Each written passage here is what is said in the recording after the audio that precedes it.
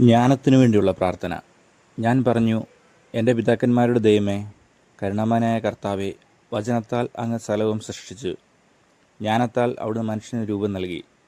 സൃഷ്ടികളുടെ മേൽ ആധിപത്യം വഹിക്കുവാനും ലോകത്തെ വിശുദ്ധിയിലും നീതിയിലും ഭരിക്കുവാനും ഹൃദയപരമാർത്ഥതയുടെ വിധികൾ പ്രസ്താവിക്കുവാനുമാണല്ലോ അവിടുന്ന് അവനെ സൃഷ്ടിച്ചത്. അങ്ങയുടെ സിംഹാസനത്തിൽ നിന്ന് എനിക്ക് ജ്ഞാനം നൽകണമേ. അങ്ങയുടെ ദാസരുടെ ഇടയിൽ നിന്ന് എന്നെ തിരസ്കരിക്കരുതേ.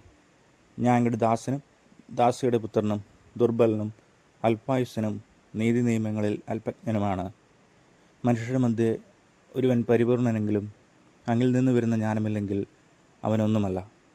എന്നെ അങ്ങയുടെ ജനത്തിൻ്റെ രാജാവും അങ്ങയുടെ മക്കളുടെ വിധികർത്താവുമായി അവിടുന്ന് തിരഞ്ഞെടുത്തിരിക്കുന്നു. ആരംഭത്തിലെ അങ്ങൊരുക്കിയ വിശുദ്ധ കൂടാരത്തിൻ്റെ മാതൃകയിൽ അങ്ങയുടെ വിശുദ്ധഗിരിയിൽ ആലയവും ആവാസ നഗരിയിൽ ബലിപീഠവും പണിയാൻ അങ്ങ് എന്നോട് ആജ്ഞാപിച്ചു.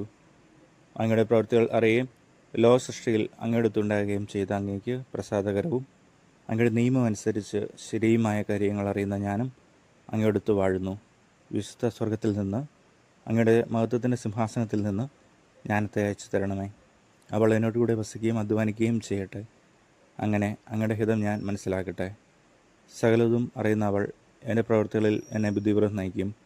തൻ്റെ മഹത്വത്താൽ അവൾ എന്നെ പരിപാലിക്കും. അപ്പോൾ എൻ്റെ പ്രവൃത്തികൾ സ്വീകാര്യമാകും. അങ്ങയുടെ ജനത്തെ ഞാൻ നീതിപൂർവ്വം വിധിക്കും. പിതാവിൻ്റെ സിംഹാസനത്തിന് ഞാൻ യോഗ്യനാവും.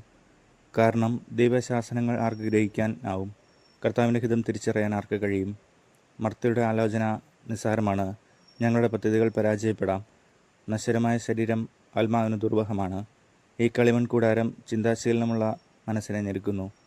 ഭൂമിയിലെ കാര്യങ്ങൾ ഊഹിക്കുക ദുഷ്കരം. അടുത്തുള്ളതുപോലും അധ്വാനിച്ച് വേണം കണ്ടെത്താൻ.